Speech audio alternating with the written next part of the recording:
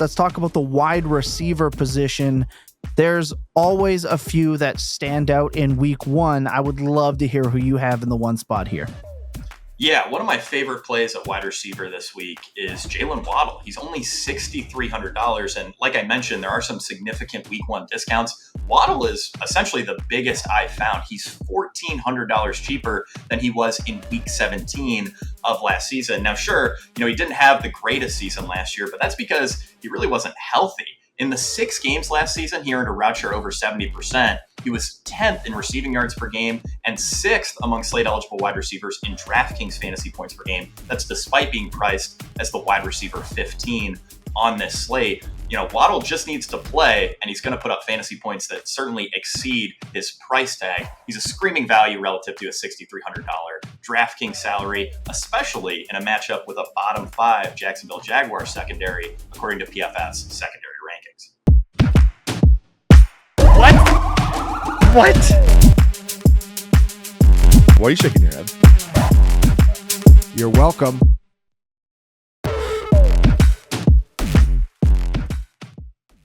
The 2024 NFL season is about to kick off for week one, and that can only mean one thing. That DFS degenerates are once again uniting in every Discord, group chat, contest that exists to give the best looks. But at FantasyPoints.com, we bring you the earliest DFS look that you can possibly get, because Jake Tribbey's a sicko that never sleeps during the NFL season. So here we are once again. If you're new here, we give you our favorite players based on the pricing that we get early on for your lineups. If you're coming back from last year, well, welcome back. We are not going to let you down this year at all. We are here every single week. Of course, joining me, your host with the most time on his hands, Thomas Tipple at El Nostra Thomas, as always, is Jake Tribbey. You can find him, at Jake Tribbey. Week one can be a difficult time to get an edge, but Jake, I've read your wonderful article here that will be up at FantasyPoints.com. Let's break down your favorite plays for week one. We want to start at the most important position, quarterback. Who's your favorite play this early? Yeah, I got to go with Anthony Richardson, 6,300 over at DraftKings. He's the quarterback 7 by price. And you got to keep in mind here that there really hasn't been a slate with a healthy Anthony Richardson, which I haven't gone out of my way to just jam him in. And week one really looks no different. This game has the second highest total of the main slate, with Indianapolis matched up against Houston. So it's going to be a premier game to target. And a Colts team that was marred by injuries last year is, finally healthy for the most part. Obviously, Josh Downs is a bit iffy for this game, but what really matters is that Anthony Richardson averaged 29.9 fantasy points per game, 54.4 rushing yards per game, and 6.8 designed rush attempts per 4 full quarters. If those were his per game numbers, all 3 would have ranked best at the position last year, and 29.9 fantasy points per game would have been the best by any quarterback ever. Obviously, we have an extremely small sample size of Richardson playing so far, but what we've seen has been tremendously encouraging, and this is a fantastic game environment. So give me the best athlete to ever play the position at 6,300 on DraftKings. That's right. DFS, you're not playing with scared money, so you're here to make money. Anthony Richardson is going to make people a lot of money. The most talked about position, arguably, in DFS circles is the running back. How do we jam in the best prices with the best upside? Let's talk about the first of the 2 running backs we're going to talk about on this DFS early look. The number 1 spot is who for you, Jake? That would be Devon Achane, who is 6,800 on DraftKings, a very surprising price, clocking in at the RB5.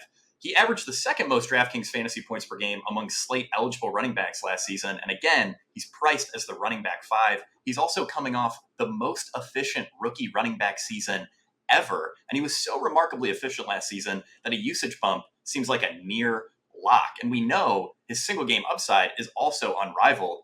Achane scored 25 DraftKings points in 45% of his healthy games last season. Bijan Robinson, who's $900 more expensive on this slate, hit that mark in 12% of his 2023 contests. And this is fantasy's most valuable backfield, Miami is. And Achane earned 39% of backfield expected fantasy points in his healthy games last season. If that bumped up to 60%, and he was even half as efficient as the previous season, he would average 20.7 fantasy points per game, and that's 16% better than the next best slate eligible running back average last season. There's a variety of ways you could argue for Achane as a great play in week one, but he's too cheap, too talented, and he's in too good of a backfield to overthink this spot. I think he's going to be 8,000 or more within a month. I have a weird feeling that Achane is going to be a player we see on this list for the first quarter of the season, because the same argument's going to be able to be made every single week, especially if we get the Ryan Heath expected wide receiver 3 usage, which you could hear him talk about on Dynasty Points last week. If that comes true, we are looking at a smash, like you said, for the first couple weeks of the season. Let's get the second running back that you here have listed. I'm excited. Yeah, it can be a little hard to get excited about a guy like Rachaad White, who is more of a bet on volume than he is efficiency. But at 6,300, I certainly like the price here. He was a full-blown bell cow in the second half of 2023, eighth best in fantasy points per game, eighth best in expected fantasy points per game, and the third best snap share among all running backs. All signs point to a similar role to kick off 2024. But crucially, Rachaad White is $1,300 cheaper than he was in week 17 of last year. And you'll see this come up over and over again as we talk through some of these guys. There are some big week one discounts to take advantage here in your lineups. Plus, with Rachaad White, the matchup here is pretty strong. Washington allowed the sixth most rushing yards per game last season and the third most receiving yards per game to players lined up in the backfield. Rachaad White's largely a bet on volume, like I mentioned, but that's a bet I'm a lot more eager to make when he's heavily discounted in a pretty solid matchup. The offensive line has also improved, so there is room for improvement for Rachaad White's woeful efficiency on the ground. Like you said, at the price, you have to love it. Let's talk about the largest player pool that exists, which can be the most difficult, I find, to really jump ahead in these edges for DFS. Let's talk about the wide receiver position. There's always a few that stand out in week one. I would love to hear who you have in the one spot here. Yeah, one of my favorite plays at wide receiver this week is Jalen Waddle. He's only $6,300. And like I mentioned, there are some significant week one discounts. Waddle is essentially the biggest I've found. He's $1,400 cheaper than he was in week 17 of last season. Now, sure, he didn't have the greatest season last year, but that's because he really wasn't healthy. In the 6 games last season, he earned a route share over 70%. He was 10th in receiving yards per game and 6th among slate-eligible wide receivers in DraftKings fantasy points per game. That's despite being priced as the wide receiver 15 on this slate. Waddle just needs to play, and he's going to put up fantasy points that certainly exceed his price tag. He's a screaming value relative to a $6,300 DraftKings salary, especially in a matchup with a bottom 5 Jacksonville Jaguars secondary, according to PFF's secondary rankings. Jalen Waddle has always been a player that if you blink, you miss it, you could have 43 really, really quickly. Love him here on week one, possibly the healthiest he might be all season. Let's talk about the second wide receiver here. I really like this pick. Yeah, so this is, like I've mentioned, there are some significant discounts, especially on some of the more expensive players. So I'll be generally going with a bit of a stars and scrubs approach when I build my lineups. The question is, who are the scrubs that you use to save salary? And I would start with Greg Dortch, who certainly isn't a scrub, but is priced like one at $3,900. That's a wide receiver 59 salary here. Obviously, the camp reports on Dortch have been incredible.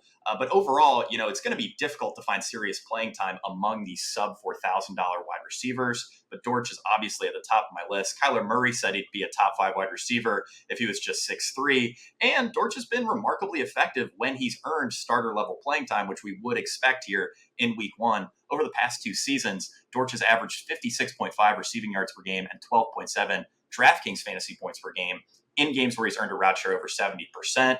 Keep in mind that 12.7 DraftKings fantasy points per game would rank 24th best among slate-eligible wide receivers last season. 24th best is a far cry from his wide receiver 59 price. He's one of the most obvious values of the week one main slate. Another player that we're likely not getting this good of a discount on as the season progresses. I think he is the clear-cut wide receiver 2 on that team outside of Trey McBride. So I am excited for Greg Dortch. Speaking of players like Trey McBride, he plays a position that is so crucial and often pushed way down in people's minds, trying to find the cheapest option so they can load up at running back and wide receiver. However, this week, I feel like we're kind of swinging big here with upside. Let's talk about the tight end position and a player that people really need to have a breakout.